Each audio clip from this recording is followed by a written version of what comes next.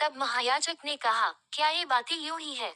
उसने कहा, हे भाइयों और पितरों सुनो, हमारा पिता इब्राहिम हारान में बसने से पहले जब मेसोपोटामिया में था, तो तेजो में परमेश्वर ने उसे दर्शन दिया और उससे कहा कि तू अपने देश और अपने कुटुंब से निकलकर उस देश में चला जा, जिसे मैं तुझे दिखाऊंगा। तब वह कसदियों के देश से निकलकर हारान में जा बसा, और उसके पिता की मृत्यु के बाद परमेश्वर ने उसको वहां से इस देश में लाकर बसाया जिसमें अब तुम बसते हो।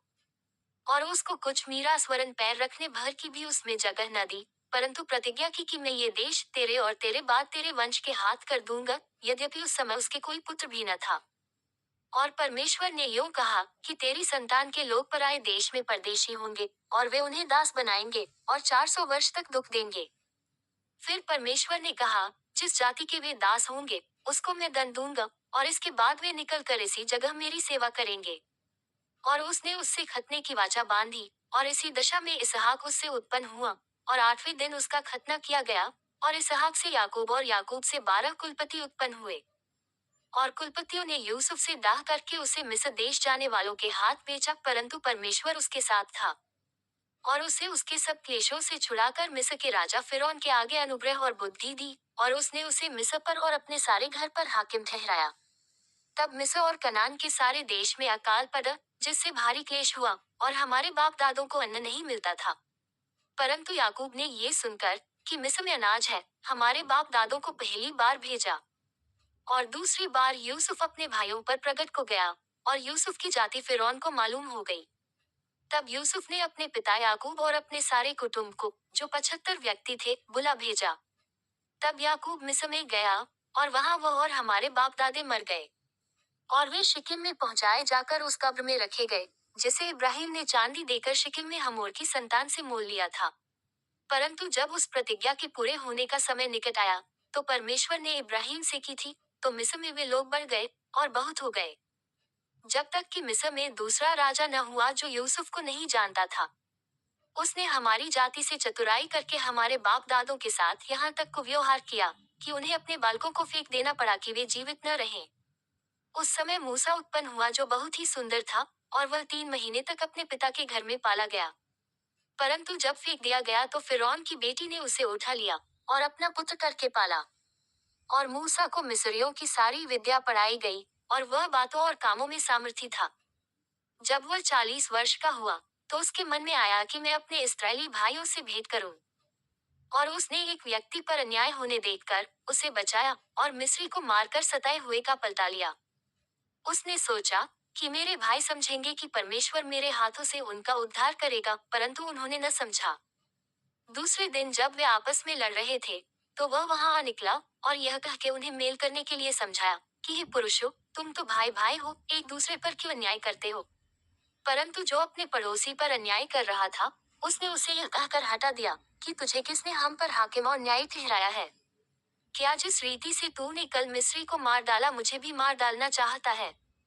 ये बात सुनकर मूसा भागा, और मिद्यान देश में परदेशी होकर रहने लगा, और वहां उसके 2 पुत्र उत्पन्न हुए। जब पूरे 40 वर्ष बीत गए, तो एक स्वर्गदूत ने सीने पहाड़ के जंगल में उसे जलती हुई झाड़ी की ज्वाला में दर्शन दिया। मूसा ने उस दर्शन को देखकर अचंभा किया, और जब देखने के लिए पास गया, तो प्रभु का ये शब्द हुआ कि मैं तेरे बाप दादों इब्राहिम, इसहाक और याकूब का परमेश्वर हूँ। तब तो मूसा कांप उठा, यहाँ तक कि उसे देखने का हियाव न रहा। तब प्रभु ने उससे कहा, अपने पांवों से जूती उतार ले, क्योंकि जिस जगह तू खड़ा है, वह पवित्र भूमि है। मैंने सचमुच अपने लोगों की रदुच्छा को जो मिस्र में है, देखी है, और उनकी आह और उनका रोना सुन लिया है, इसलिए उन्हें छुड़ाने के लिए उतरा हूँ। अब आ, मैं तुझे मिस्र में भेजूंगा। जिस मूसा को उन्होंने ये कहकर नकारा था कि तुझे किसने हम पर हाकिम और न्यायी ठहराया है, उसी को परमेश्वर ने हाकिम और छुड़ाने वाला ठहरा कर, उस स्वर्गदूत के द्वारा जिसने उसे झाड़ी में दर्शन दिया था, भेजा। यही व्यक्ति मिस्र और लाल समुद्र और जंगल में 40 वर्ष तक अद्भुत काम और चिन्ह दिखा दिखाकर उन्हें निकाल लाया। ये वही मूसा है जिसने इस्राएलियों से कहा कि परमेश्वर तुम्हारे भाइयों में से तुम्हारे लिए मुझसा एक भविष्यद्वक्ता उठाएगा।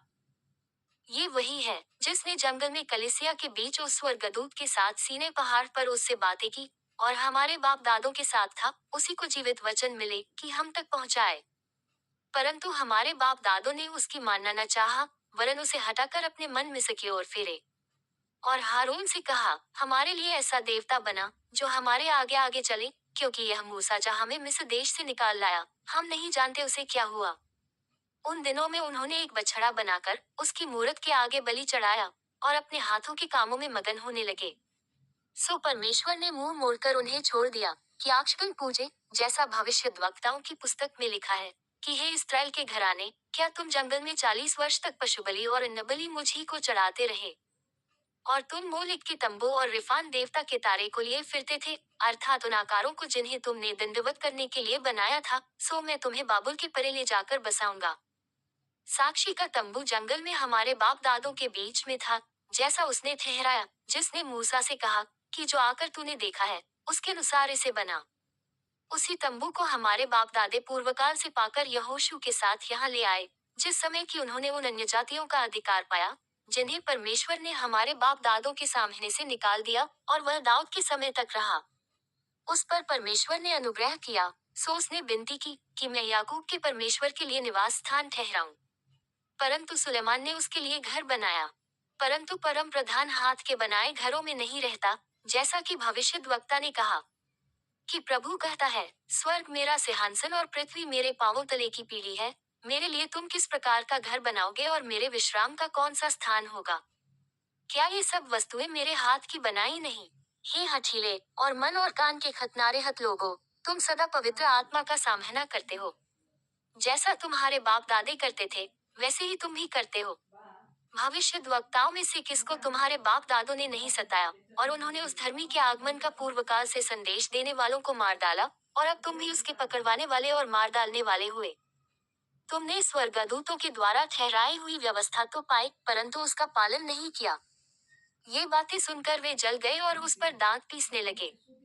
परंतु उसने पवित्र आत्मा से परिपूर्ण होकर स्वर्ग की ओर देखा और परमेश्वर की महिमा को और यीशु को परमेश्वर की दाहिनी ओर खड़ा देखकर कहा, देखो, मैं स्वर्ग को खुला हुआ और मनुष्य के पुत्र को परमेश्वर के दाहिनी ओर खड़ा हुआ देखता हूँ। तब उन्होंने बड़े शब्द से चिल्लाकर कान बंद कर लिए और इच्छित होकर उस पर झपटे और उसे नगर के बाहर निकालकर पत्थरवाह करने लगे, और गवाहों ने अपने कपड़े उतार रखे और वे स्तिफनुस को पत्थरवाह करते रहे, और वही कहकर प्रार्थना करता रहा कि हे प्रभु यीशु, मेरी आत्मा को ग्रहण कर।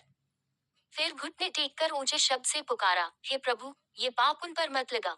और यह कहकर सो गया, और शाऊल उसके बद में सहमत था।